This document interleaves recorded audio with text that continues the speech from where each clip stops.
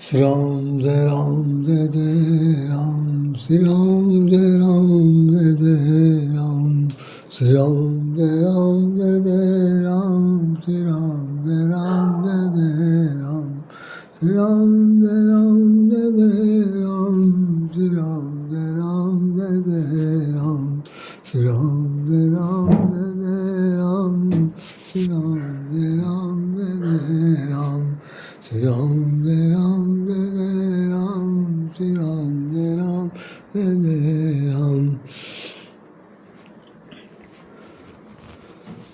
प्रणव पवन कुमार, प्रणव पवन कुमार, खल बल पावक ज्ञान घम, ज्ञान घन जासु हृदय आगार, बसई राम चर्चा धर। जय हनुमान ज्ञान गुण सागर, जय कपीस तिन लोक उजागर, रामदूत अतुलित बल धामा, अंजनी पुत्र पवन सुत नामा, महावीर विक्रम बजरंगी, अकुमत निवार सुमत के संगी, कानन कुंडल कुंचित केसा, हाथ गज धना विराजे, कांधे मूज तने वो साजे, शंकर सुवन केसरी नंदन, तेज प्रताप महाजगवंदन। आइए हम लोग आपके सामने ये हनुमान जी विराजमान है। और आज वास्तव में कार्तिक वो चैत्र मास की पूर्णिमा है, और चैत्र मास की पूर्णिमा पर भगवान हनुमान जी महाराज का अवतरण होता है, जन्मदिन मनाया जाता है। यहाँ पर एक लेख हमारा छपा हुआ, यदि आप लोग का देख रहे हो तो निश्चित रूप से आप देखेंगे। इसमें ये लेख जो है स्वतंत्र भारत के उपहार कॉलम में छपा है, और लखनऊ डेट देखिए, लखनऊ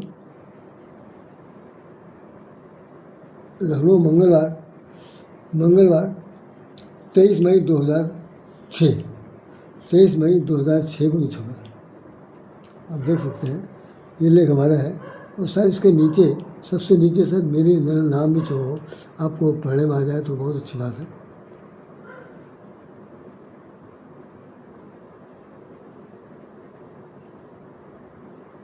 नाम इधर लिखा है, ये नाम निश्चित पढ़ा जा सकता है। ये राधेश्याम राधे लिखा हुआ, निश्चित पढ़ा जा रहा कि इसमें हमने लिखा है कि शून्य कपि तो ही समान उपकारी, शून्य कपि तो ही समान उपकारी।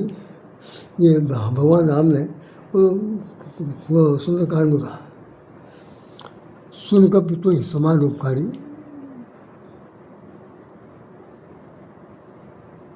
शून्य कपि तो ही समान उपकारी, नहीं को सुर नर मुनि तनुधारी, प्रत्युपकार करहु का तोरा, असन मुख हो न सकत मन मोरा, सुन सुत तो ही उदिन मैं नाही, देखे करी विचार मन माही।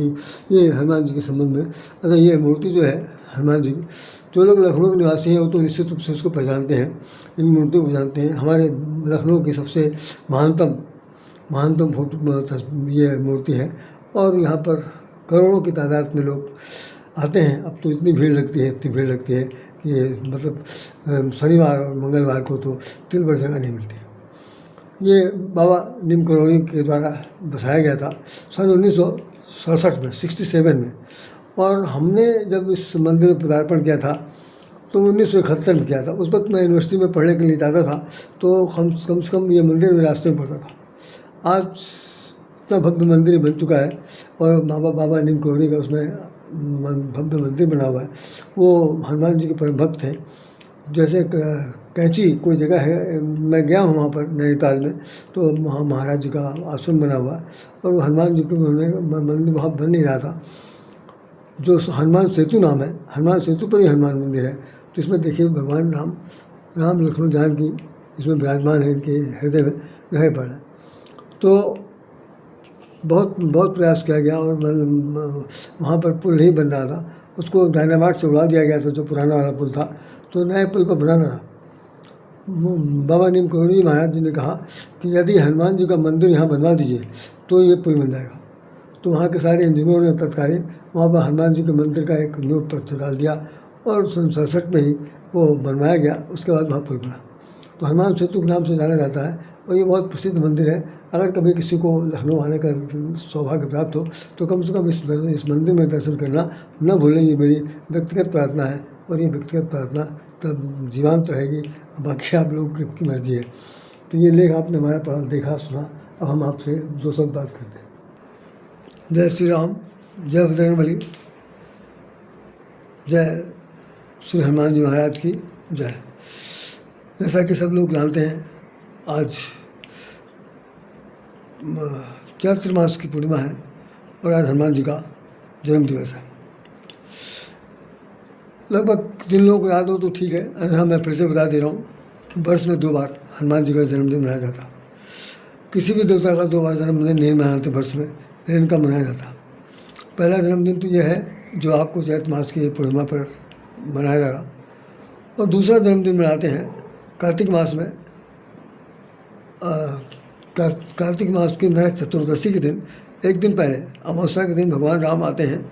जैसे कार्तिक की अमावस्या को वो क्या कहते हैं, दीपावली महोत्सव होता है, तो ठीक एक दिन पहले इनका जन्म हुआ था।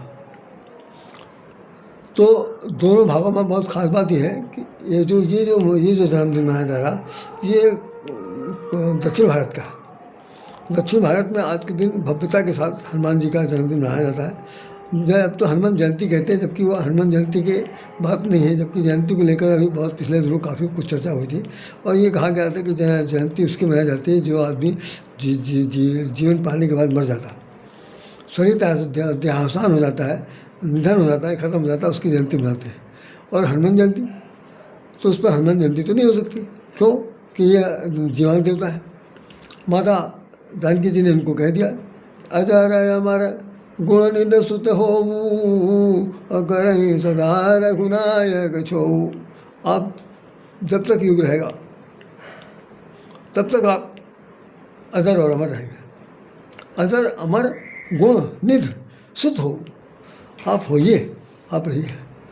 और हनुमान चालीसा में गोस्वामी जी लिखा है कि चारों युग प्रताप तुम्हारा है प्रसिद्ध जगत उजियारा। चारों युग में आपका प्रताप फैला है, वो उजाले की तरह दिखाई पड़ा। और अजर अमर, इनकी कभी मृत्यु नहीं होगी। और दूसरी चीज़ आप जानते हैं कि पवन पुत्र हैं, हवा में चलने वाले। हमारी जो श्वास आ रही है जा रही, इन श्वासों के माध्यम से हनुमान जी बराबर मेरे हृदय में जा रहे हैं, बराबर निकल के आ रहे हैं।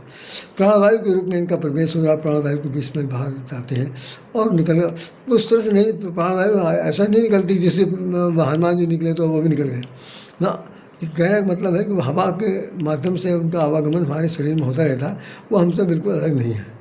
कोई कहे कि भाई वो मूर्ति बना करके बैठ जाए, उसके बाद हनुमान जी हमारे शरीर में घुसेंगे, तो ऐसा कुछ नहीं, किसी भी नहीं थे। वो तो बस केवल यह है कि पवन पुत्र है, पवन के माध्यम से आते जाते हैं।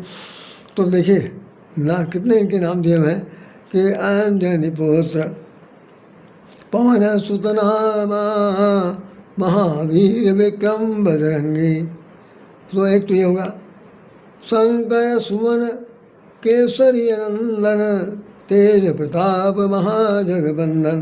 कुछ लोग कहा जा रहा है, अभी इसमें संशोधन हुआ है, जो स्वामी राम भद्राचार्य जी ने कहा कि इस चौपाई को इस तरह से पढ़ा जाना चाहिए। उन्होंने निकाल भी दिया हनुमान चालीसा में कुछ खंडन कि शंकर सुमन शंकर स्वयं केसरी नंदन। सुमन की जगह पे वैसे तो सुमन या सुमन, जैसे वर्ण संकर होता है। वर्ण संकर में 2 जातियों के द्वारा गर्भ धारण किया जाए किसी जात दूसरी जात से, जो संतान उत्पत्ति होगी उससे वर्ण संकर कहते हैं। तो अभी तक तो यही हम लोग समझ, जैसे किसी भी जात का दूसरी जात के साथ जब संसर्ग होगा तो जो संतान उत्पत्ति होगी वो वर्ण संकर कहलाएगी। तो अभी तक तो ज़्यादातर लोग यही समझ रहे थे कि वो बानर के रूप में, और अंजनानंदन जो है, अंजनी जो है वो देव महर्षि की कन्या है, गौतम बुद्ध की बेटी है, जिनका नाम अंजना है।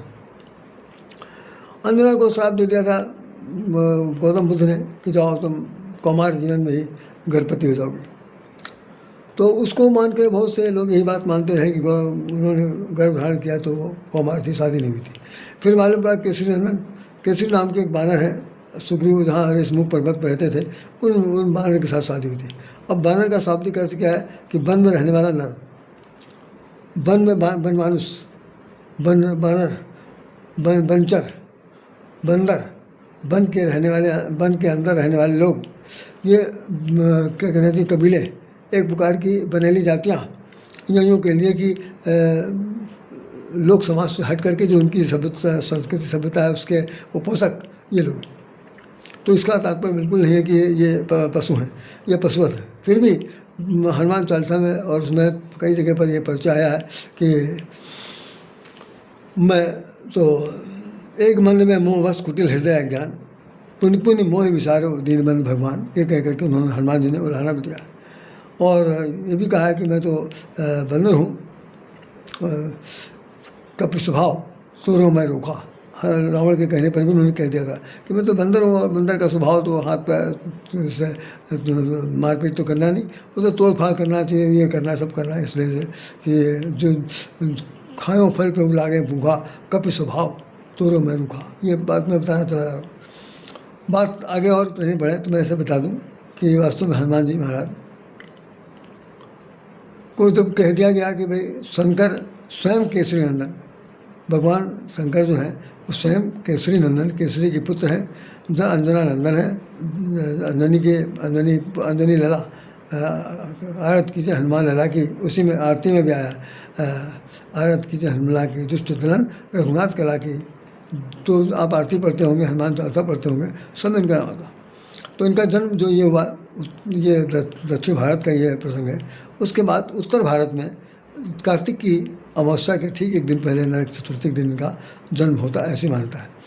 लेकिन मज़े की बात यह है कि पूरा भारतवर्ष ये दोनों तिथियों को बहुत ही गौरवान्वित तरीके से, बहुत ही उत्सव महोत्सव के तरीके से मनाता है। जन्म दोनों दिन मनाए जाते हैं। उत्तर भारत में जो बात है उसका एक अलग से अंश जुड़ा हुआ है। दक्षिण भारत में विशेष रूप से जहाँ तक मैं जान पाया हूँ तो वो वास्तव में उनका जन्म जो है वो दक्षिण भारत में हुआ था। और वहीं पर किष्किंधा कांड है, वहीं पर हरिशमुख पर्वत है, वहीं पर बनकटा एक जगह के नाम है, वहीं यूनिवर्सिटी के नाम बंगलूर है।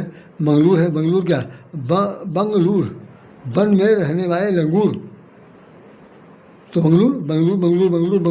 बेंगलोर कुछ और नाम बताता चला गया। एक बार मैं वहाँ पर गया था बेंगलोर, सबसे पहले मेरा बात जाना रहा हुआ, और हम मंगलवार का दिन हमने कहा हनुमान जी के दर्शन होने, तो बहुत सारे लोग, मैं अपने घर से जहाँ पर ठहरा था वहाँ से कम 6-7 किलोमीटर तक पैदल चला गया, ये पूछते पूछते कि हनुमान जी का मंदिर कहाँ है। लेकिन वो चूँकि वहाँ पर तमिल और कन्नड़ बोला जाता है बेंगलोर में, तो नतीजा हुआ कि भाई हमारी कोई बात सुनता नहीं था, या तो प्योर फैंटास्टिक अंग्रेजी बोले या उनकी भाषा बोले। तो मैं जिस किसी से पूछता था यहाँ पर हनुमान जी का मंदिर कहाँ है, तो वो लोग संकेत से दूसरे का नाम बता देते थे, उनसे पूछ लो। बहुत दूर तक जाने के बाद हमने एक ठेले वाले से पूछा, फल लगाया हुआ था, हमने कहा भाई ये शायद हो सकता है, ये बता दें। तो मैंने कहा हनुमान जी का मंदिर कहाँ है, तो वो दूसरे की तरफ देख रहा था और मेरी तरफ भी देख रहा था, दोनों ने एक दूसरे को देखा। तीसरा मैं बैठा था, आखिर में उसने कहा कि ऐसा है, मुझे नहीं कहा, उसने कहा अरे ये वो अंजना नंदन का मंदिर पूछ रहा है, वहाँ हनुमान जी इनको कोई नहीं कहता। तो उसने कहा कि यह आदमी जो है अंजना नंदन का मंदिर पूछ रहा है, तो बता दो कहाँ है। तो उसने कहा ओहो अच्छा भैया तुम इधर से चले जाओ, एक चौराहा आएगा, उस चौराहे के आगे जाओगे तो वहाँ पर तुमको मंदिर मिल जाएगा। तब मैं वहाँ समझ पाया कि वहाँ पर अंजना नंदन के नाम से इनका नाम दिया जाता है, हनुमान जी नाम से बिल्कुल प्रसिद्ध नहीं है। तो दक्षिण भारत की पोजीशन में है, और यहाँ पर हनुमान जी के गली मंदिर। और ये तो बहुत छोटी बात हमने बता दी, पूरे विश्व में जितने भी हिंदू हैं, जितने भी भारतीय हैं, जहाँ कहीं हैं, सबसे ज़्यादा मंदिर किसके हैं, हनुमान जी की और भगवान शंकर के। या ये राधा कृष्ण के, भगवान श्री कृष्ण के जो इस्कॉन टेम्पल वालों ने बना दिया, या वो राधा स्वामी वालों के मंदिर बनाए गए, इन तीनों मिलते हैं। लेकिन रामलला के मंदिर बहुत कम है। उनका तो मंदिर तो भाई अयोध्या में है, और भाई अब अयोध्या की नगरी कर गए। तो कहने का भाव मतलब से भी है कि हनुमान जी का जन्म दो जगह हुआ। फिर एक तो ये आज का दिन जो है ये दक्षिण भारत से रिलेटेड है, और वहाँ पर निश्चित रूप से उस पर पहाड़ पर जो ये सब वानरों की सेना रहती थी, उन लोगों ने वहाँ पर रहे। अब एक बात और सुन लीजिए, मैं आज बहुत हटकर बात कर रहा हूँ, क्योंकि इनके जन्म को लेकर के ज़्यादा प्रशंसा कहना सुनना नहीं, बड़ा टीडियस मैटर है। तरह तरह की इस पर बातचीत की गई है, और कहीं कभी संतुष्टि मिलती है, कभी संतुष्टि नहीं मिलती है।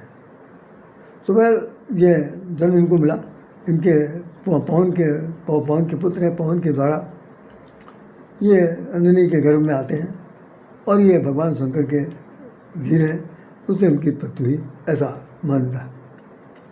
तो जो भी हो, और वो वीर कैसे हुआ कि विश्व मोहिनी को देख करके भगवान शंकर का वीर स्खलन हो गया था, और उसको संकलित करके किस तरह से क्या प्रोसेस थी, उस तरह में वहाँ पर हुआ, तो इनका जन्म हुआ। लेकिन ये सब बात गले से नीचे उतरती नहीं। अब रामायण में क्या कहना, उसकी मान्यता देखिए। रामायण में ब्रह्मा ने कहा कि बानर तन तन धरि हरिपद सेवों जाए।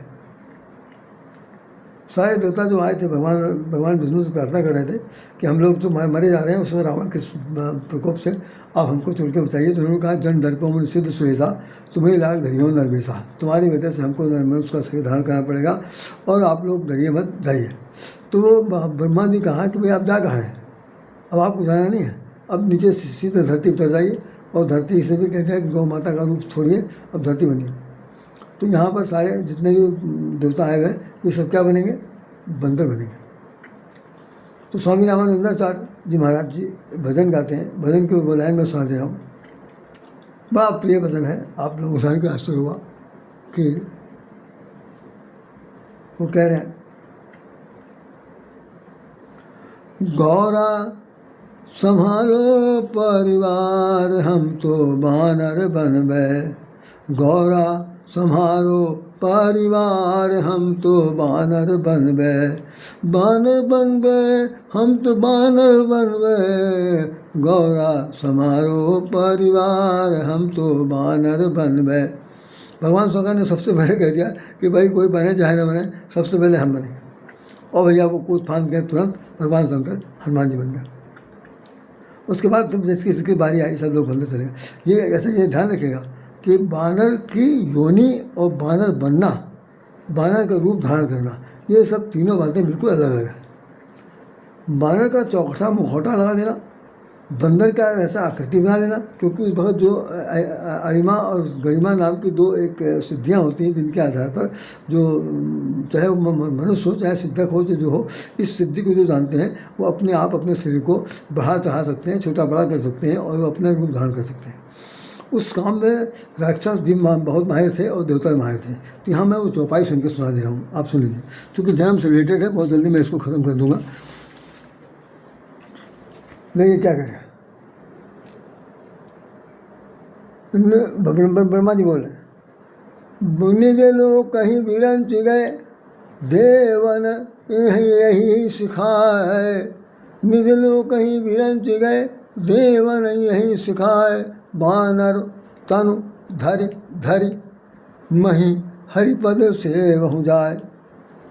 ब्रह्मा जी ने उन सभी जितने भी आए थे देवता लोग प्रार्थना करने के लिए, उन सभी देवताओं से कहा कि अब अपने घर नहीं जाना है, करना क्या है कि बानर का तन धरि धरि, बानर का शरीर धारण। अब शरीर कैसे धारण किया जाएगा भाई, हम लोग तो भौतिक जगत के व्यक्ति हैं, हम लोग तो कोई वहाँ सिद्धक बाबा तो है नहीं, तो हम तो ये समझेंगे तन धरना कैसे होगा कि एक तरफ ये है कि देवताओं को ये शरीर बहुत दुर्लभ है, उसके बाद बानर का तन धरना है, तो इसका मतलब हमें बानर योनि में आना है, या जिस तरह संसर्ग होता है जैसे बच्चे पैदा किए जाते हैं उस तरह किया जाना।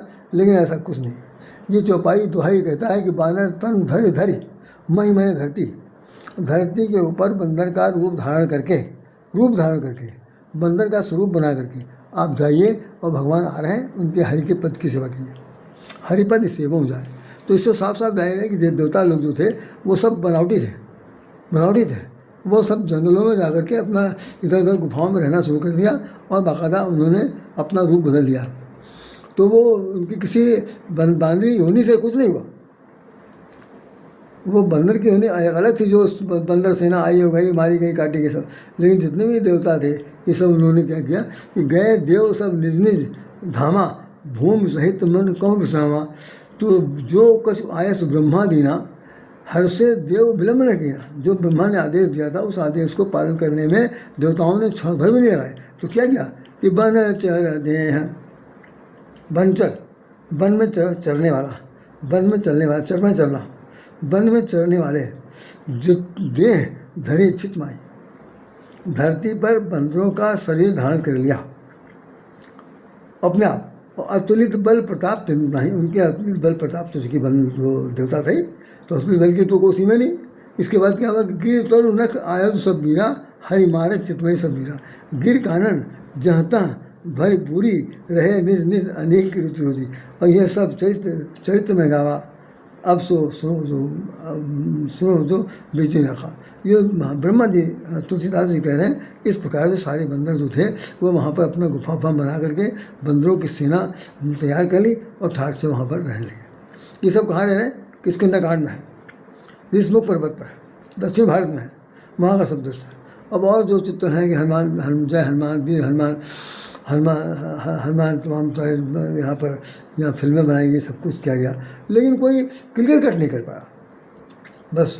लेकिन रामायण में हमने जो समझा उसमें सिर्फ लिखा कि बानर तन धर धरी हरिपद शिव हो जाए। इसका मतलब कोई किसी के पेट से पैदा नहीं हुआ, वो सब देवता थे, देवताओं ने अपना रूप बदल दिया था। तो भाई देवता ही हैं, तो हम सब देवन में